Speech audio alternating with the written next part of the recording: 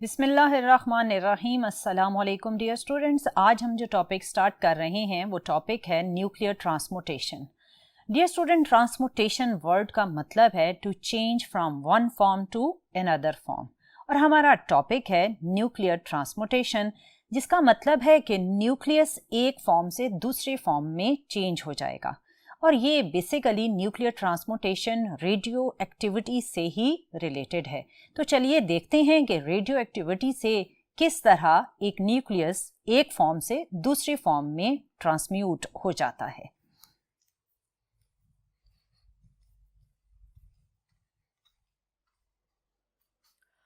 Dear student, आपने previous lecture में ये पढ़ा था कि रेडियो एक्टिविटी को जब 1896 में बेकरेल ने ऑब्जर्व किया तो उसने ये बताया कि रेडियो एक्टिविटी एक स्पॉन्टेनियस प्रोसेस है।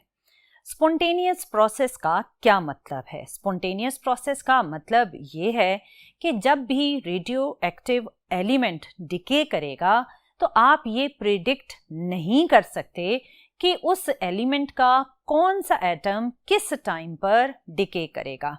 यानी जो रेडियो एक्टिव डिके का प्रोसेस है वो रैंडम है, उसमें आप बिल्कुल ये प्रिडिक्ट नहीं कर पाएंगे कि किस एटम ने किस टाइम पर डिके करना है। फॉर एग्जाम्पल, हमारे पास ये एक सैंपल है जिसमें रेडियो एक्टिव एलिमेंट के हमने 10 एटम्स कंसिडर किए हैं। डियर स्टूडेंट, वैसे तो रेडियो एक्टिव एलिमेंट के ऑब्वियसली जब एटम्स कंसिडर किए जाते हैं इन रियल प्रैक्टिस तो वो बहुत ज़्यादा होते हैं, लेकिन हमने जस्ट 10 एटम्स को कंसिडर किया ताकि आपको बात समझाई जा सके। अब इन 10 एटम्स ने after their half life of 1 second decay करना है हाफ नंबर के अकॉर्डिंग। मेरा मतलब ये है कि इन 10 एटम्स में से कोई से भी 5 atoms after half life time decay कर जाएंगे।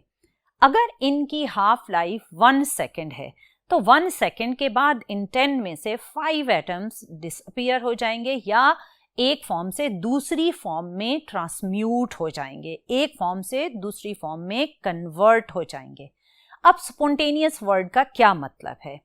इन 10 में से आप ये नहीं प्रेडिक्ट कर सकते कि कौन सा एटम किस टाइम पर डिके करेगा, क्योंकि ये एक स्पॉन्टेनियस प्रोसेस है। सो कोई सा भी एटम किसी भी टाइम पर विद इन 1 सेकेंड डिके कर सकता है। आप ये नहीं कह सकते कि ये एटम पहले डिके करेगा, ये दूसरे नंबर पर, ये तीसरे पर, ये चौथे पर और ये 5वें नंबर पर डिके करेगा। आप ये बिल्कुल प्रिडिक्ट नहीं कर सकते। सो इसीलिए रेडियो एक्टिविटी को स्पॉन्टेनियस प्रोसेस कहा जाता है। जब 1896 में बेकरेल ने ये ऑब्जर्वेशंस की तो at the same time madam मारी क्यूरी और उनके हस्बैंड पीरी क्यूरी भी रेडियो एक्टिविटी पर एक्सपेरिमेंट्स परफॉर्म कर रहे थे। तो 1898 में उन्होंने 2 रेडियो एक्टिव एलिमेंट्स पोलोनियम और रेडियम को डिस्कवर किया। तो उन्होंने ये कहा कि जब भी कोई रेडियो एक्टिव एलिमेंट डिके करता है तो उसका रेट ऑफ डिके टेम्परेचर पर या प्रेशर पर डिपेंड नहीं करता। उन्होंने रेडियोएक्टिव एलिमेंट्स के डिके को रूम टेम्परेचर पर ऑब्जर्व किया और फिर उसी रेडियोएक्टिव एलिमेंट के डिके को लिक्विड हाइड्रोजन के बहुत ही लो टेम्परेचर पर भी ऑब्जर्व किया, लेकिन उन्होंने rate of decay of radioactive element में कोई भी चेंज नहीं पाया। सो उन्होंने ये कंक्लूड किया कि जब भी कोई रेडियो एक्टिव एलिमेंट डिके करता है तो वो सराउंडिंग के टेम्परेचर पर या प्रेशर पर डिपेंड नहीं करता। सो डियर स्टूडेंट, ये तो था कि रेडियो एक्टिविटी किस तरह का फिनोमेना है और क्या ये सराउंडिंग के फैक्टर्स पर डिपेंड करता है। तो आपने जाना कि रेडियो एक्टिविटी एक स्पॉन्टेनियस प्रोसेस है और ये सराउंडिंग के टेम्परेचर या प्रेशर पर डिपेंड नहीं करता। सो अब चलते हैं, देखते हैं कि ट्रांसमुटेशन क्या है। जैसा कि मैंने स्टार्ट में बताया कि ट्रांसमुटेशन वर्ड का मतलब है to change from one form to another form, और न्यूक्लियर ट्रांसमुटेशन का मतलब ऑब्वियसली ये होगा कि न्यूक्लियस एक फॉर्म से यानी एक न्यूक्लियस से किसी दूसरे न्यूक्लियस में कन्वर्ट हो जाएगा while the process of radioactivity. Dear student, nuclear transmutation 2 तरह की होती है। एक कहलाती है नेचुरल ट्रांसपोर्टेशन और दूसरी कहलाती है artificial transportation. Artificial nuclear transportation को रदरफोर्ड ने 1919 में ऑब्जर्व किया, जब रदरफोर्ड ने अल्फा पार्टिकल को स्टेबल नाइट्रोजन पर फॉल किया तो नाइट्रोजन ट्रांसम्यूट हो गई ऑक्सीजन में along with one hydrogen atom. Dear student, इस आर्टिफिशियल ट्रांसपोर्टेशन में आप स्टेबल न्यूक्लियाई को खुद न्यूट्रॉन, प्रोटॉन या अल्फा पार्टिकल की बम्बार्डमेंट से रेडियो एक्टिव बना सकते हैं या अनस्टेबल बनाते हैं, और वो अनस्टेबल होने के बाद ट्रांसपोर्टेशन के प्रोसेस में आता है और वो पेरेंट एलिमेंट से ट्रांसम्यूट होकर डॉटर एलिमेंट में कन्वर्ट हो जाता है। आप सोच रहे होंगे कि पेरेंट एलिमेंट क्या है और डॉटर एलिमेंट क्या है। डियर स्टूडेंट, वो ओरिजिनल अनस्टेबल या स्टेबल न्यूक्लियाई जिसमें आप चेंज लाकर उसमें रेडियो एक्टिविटी के प्रोसेस को इनिशिएट करते हैं, वो कहलाता है पेरेंट एलिमेंट। और जब अनस्टेबल न्यूक्लियाई कोई अल्फा, बीटा या गैमा डिके करता है, या वो स्टेबल न्यूक्लियाई जिसे आपने अनस्टेबल बनाया वो जब कोई अल्फा, बीटा या गैमा डिके करेगा तो वो अपने इस पेरेंट एलिमेंट की फॉर्म से चेंज हो जाएगा एक और एलिमेंट की फॉर्म में, और वो जो न्यू एलिमेंट बनता है उसे कहा जाता है daughter element. So dear student, इसका मतलब ये है कि न्यूक्लियर ट्रांसपोर्टेशन मैंने जो आपको बताया कि उसकी दो टाइप्स हैं, एक तो है आर्टिफिशियल और एक है नेचुरल। आर्टिफिशियल से रिलेटेड मैंने आपको रदरफोर्ड की कहानी बताई, और नेचुरल ट्रांसपोर्टेशन ऑब्वियसली उन एलिमेंट से रिलेटेड है जिनके न्यूक्लियाई नेचुरली ही अनस्टेबल होते हैं, क्योंकि उनमें नंबर ऑफ न्यूक्लियॉन इतना ज़्यादा हो जाता है कि उनकी बाइंडिंग एनर्जी पर न्यूक्लियॉन कम हो जाती है। सो उस न्यूक्लियाई का जो एक इक्विलिब्रियम का स्टेज है जिसमें हम ये कहते हैं कि strong nuclear force must be equal to repulsive force. अगर ये इक्वल हैं तो आपका न्यूक्लियस, उस एलिमेंट का न्यूक्लियस स्टेबल रहता है।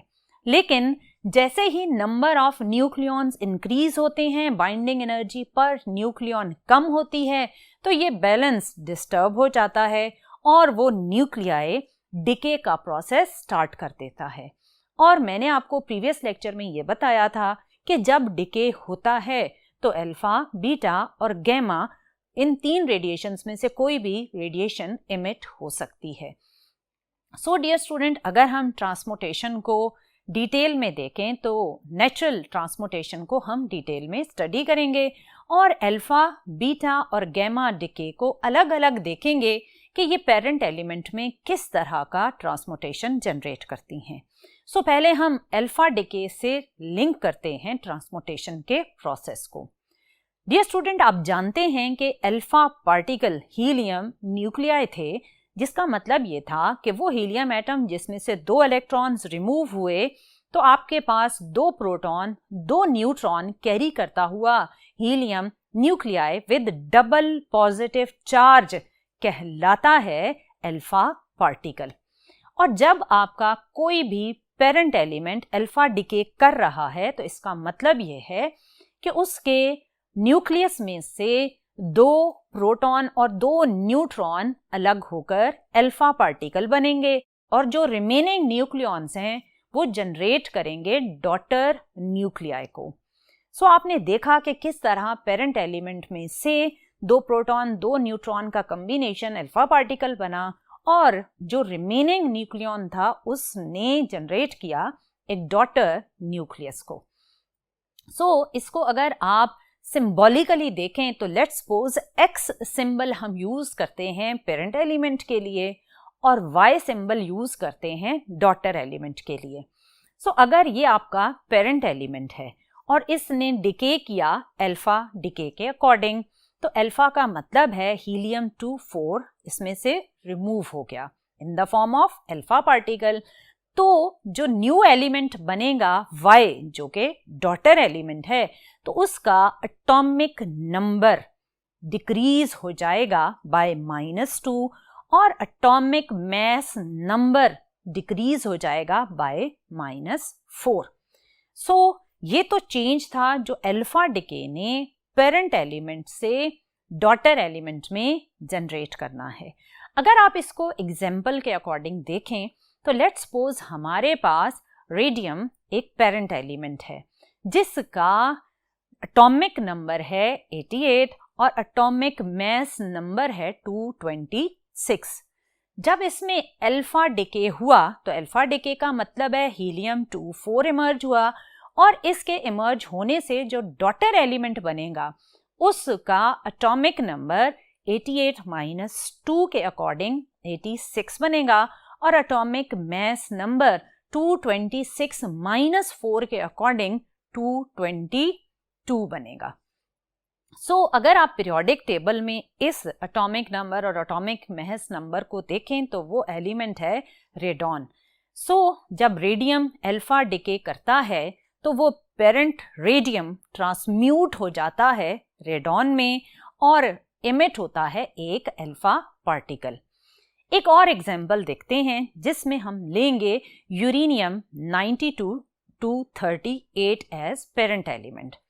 इसमें जब अल्फा डिके होगा तो जो डॉटर एलिमेंट बनेगा उसका एटॉमिक नंबर 92 - 2 के अकॉर्डिंग होगा 90 और एटॉमिक मास नंबर 238 - 4 के अकॉर्डिंग होगा 234। अगर आप पीरियोडिक टेबल में सर्च करें तो इस एटॉमिक नंबर और एटॉमिक मास नंबर वाले एलिमेंट को कहा जाता है थोरियम। सो इसका मतलब है जब यूरेनियम ने अल्फा डिके किया तो वो ट्रांसम्यूट होकर थोरियम में कन्वर्ट हो गया। सो डियर स्टूडेंट, आपने देखा कि किस तरह एक फॉर्म से न्यूक्लियस दूसरी फॉर्म में कन्वर्ट हो जाता है वाइल अल्फा डिके। सेम इसी तरह आप ट्रांसमुटेशन को बीटा डिके में भी ऑब्जर्व कर सकते हैं। आप जानते हैं कि बीटा एक फास्ट मूविंग इलेक्ट्रॉन होता है जिसका मतलब कि इस पर नेगेटिव चार्ज है। सो जब आप एक पेरेंट एलिमेंट X में बीटा डिके को ऑब्जर्व करेंगे तो जो डॉटर एलिमेंट बनेगा वो कुछ इस तरह के चेंज के साथ बनेगा। लेट्स सपोज ये आपका पेरेंट एलिमेंट है X जिसका एटॉमिक नंबर है Z और एटॉमिक मास नंबर है A। जब इसमें हुआ बीटा डिके तो जो new element daughter element Y बना उसका एटॉमिक नंबर होगा +1 और एटॉमिक मास नंबर में कोई भी चेंज नहीं आएगा। अब आप सोच रहे होंगे कि इसके एटॉमिक नंबर को +1 किया और एटॉमिक मास नंबर में कोई भी चेंज नहीं आया, तो ये क्या है? सो इसके लिए हम समझते हैं बीटा डिके को डिटेल में। Dear student, beta decay basically किसी भी अनस्टेबल न्यूक्लियाई में मौजूद न्यूट्रॉन के डिके से रिलेटेड है। लेट्स सपोज ये हमारा एक अनस्टेबल न्यूक्लियाई है। इस न्यूक्लियाई में मौजूद एक न्यूट्रॉन डिसइंटीग्रेट हो जाता है एक प्रोटॉन, जिसे पॉजिट्रॉन भी कहा जाता है, और एक इलेक्ट्रॉन में। ये electron in the form of beta particle nucleus से बाहर आ जाएगा, जबकि जो पॉजिट्रॉन है, जिसे आप प्रोटॉन भी कहते हैं, वो न्यूक्लियस के अंदर ही रहेगा। सो ये तो है बीटा डिके। अब आपने ये नोटिस किया कि जब बीटा डिके हुआ तो एक पेरेंट न्यूक्लियाई का एक न्यूट्रॉन कम हुआ, लेकिन एक प्रोटॉन बन भी तो गया। इसका मतलब है कि अगर मैं एटॉमिक मास नंबर को स्टडी करूं तो एटॉमिक नंबर इक्वल होता है n + z। n stands for number of neutron and z stands for number of proton. So जब बीटा डिके हुआ तो इस पेरेंट एलिमेंट के न्यूक्लियस में n हो गया n-1, यानी एक न्यूट्रॉन गायब हो गया। लेकिन न्यूट्रॉन के गायब होने के साथ ही एक पॉजिट्रॉन बन भी तो गया। सो जो z है, जो कि नंबर ऑफ प्रोटॉन है, वो z + 1 हो जाएगा। सो इसका मतलब है अगर न्यूट्रॉन एक नंबर कम हुआ तो प्रोटॉन एक नंबर बढ़ गया। सो ओवरऑल आपका A, which is atomic mass number, वो n + z ही रहा, उसमें कोई भी चेंज नहीं आएगा। लेकिन एक प्रोटॉन के बनने से नंबर ऑफ प्रोटॉन तो 1 टाइम इंक्रीज हुआ है। सो अगर आप एलिमेंट को लिखेंगे, न्यू एलिमेंट को लिखेंगे, तो न्यू एलिमेंट में सिर्फ और सिर्फ नंबर ऑफ प्रोटॉन के इंक्रीज होने की वजह से Z+1 हो जाएगा, but A will remain unchanged. A is the atomic mass number. So इसीलिए जब आप generalised equation for beta decay लिखते हैं, तो अगर X आपका पेरेंट एलिमेंट है, जब वो बीटा डिके करेगा तो जो न्यू डॉटर एलिमेंट Y बना था उसमें जस्ट आपने Z+1 किया था और A को आपने अनचेंज्ड ही रखा था। क्योंकि एक प्रोटॉन एक्स्ट्रा बना सो Z+1 हो गया, लेकिन एक प्रोटॉन बनने के साथ साथ एक न्यूट्रॉन गायब भी हो जाता है, सो N+Z वाला फैक्टर अनचेंज्ड ही रहा। सो ये तो था कि बीटा डिके जर्नली अगर आप इक्वेशन की फॉर्म में लिखें तो किस तरह लिखेंगे। अब एक प्रैक्टिकली एग्जांपल देखते हैं कि बीटा डिके थोरियम में अगर हो रहा है तो किस तरह होगा। लेट्स सपोज डियर स्टूडेंट, ये थोरियम न्यूक्लियाई है जिसके पास है एटॉमिक नंबर है उसका 90 और एटॉमिक मास नंबर है 234। जब इसमें हुआ बीटा डिके तो बीटा डिके में इसका एटॉमिक नंबर 90+1 हो जाएगा विच इज 91, और एटॉमिक मास नंबर में कोई चेंज नहीं आएगा, वो रहेगा 234। सो इस एटॉमिक नंबर और एटॉमिक मास नंबर 91, 234 को अगर आप सर्च करें इन पीरियोडिक टेबल तो ये है प्रोटेक्टिनियम। सो इसका मतलब है जब थोरियम डिके हुआ बीटा डिके के अकॉर्डिंग तो वो थोरियम ट्रांसम्यूट हो गया प्रोटेक्टिनियम में एक न्यू डॉटर एलिमेंट में।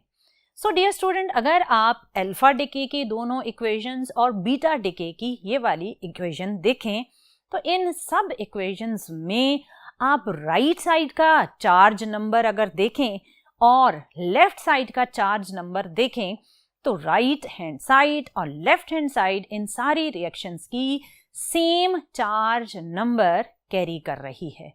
सो इसका मतलब ये है कि आपके चाहे अल्फा डिके के अकॉर्डिंग प्रोसेस हो रहा है या फिर बीटा डिके के अकॉर्डिंग प्रोसेस हो रहा है, तो हर रेडियो एक्टिव डिके में चार्ज नंबर कंजर्व रहता है।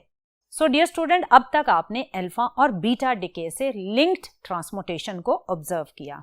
अब देखते हैं कि गैमा रेडिएशंस में ट्रांसमुटेशन का प्रोसेस किस तरह होता है। आपने ये पढ़ा था डियर स्टूडेंट कि गैमा रेज बेसिकली ऐसी एनर्जी रेडिएशंस हैं जो कोई चार्ज नहीं कैरी करती और ना ही कोई मैस कैरी करती हैं। सो ये chargeless massless gamma particle high energy radiations हैं। So dear student, actually gamma radiations में ना तो कोई न्यूट्रॉन ना ही कोई प्रोटॉन डिके हो रहा होता है, बल्कि गैमा रेडिएशंस किसी भी न्यूक्लियस में अगर अल्फा डिके हो रहा है या बीटा डिके हो रहा है तो उसके साथ साथ साइड बाय साइड एग्जिस्ट करती हैं। क्या मतलब मेरी इस बात का? होता यह है डियर स्टूडेंट कि जब कोई न्यूक्लियस अल्फा डिके करता है या बीटा डिके करता है, इन दोनों में से कोई भी एक अगर प्रोसेस होता है तो इन प्रोसेस में बहुत हाई एनर्जी रेडिएट होती है और वो न्यूक्लियस उस एनर्जी को एब्जॉर्ब करके एक्साइटेड न्यूक्लियस बन जाता है, जिसे आप अनस्टेबल न्यूक्लियस भी कह सकते हैं। ये बिल्कुल वैसे ही है जैसे किसी एटम पर अगर कोई एनर्जी फॉल करे और उस एटम के इलेक्ट्रॉन्स लो एनर्जी स्टेट से हायर एनर्जी स्टेट में चले जाएं, तो वो एटम कहलाएगा एक्साइटेड एटम या फिर अनस्टेबल एटम। वो इलेक्ट्रॉन फौरन ही उस एक्साइटेड स्टेट से ग्राउंड स्टेट की तरफ जंप करेंगे और उस एब्जॉर्ब्ड एनर्जी को इन the form of radiations emit कर देंगे। बिल्कुल ऐसा ही न्यूक्लियस में भी होता है।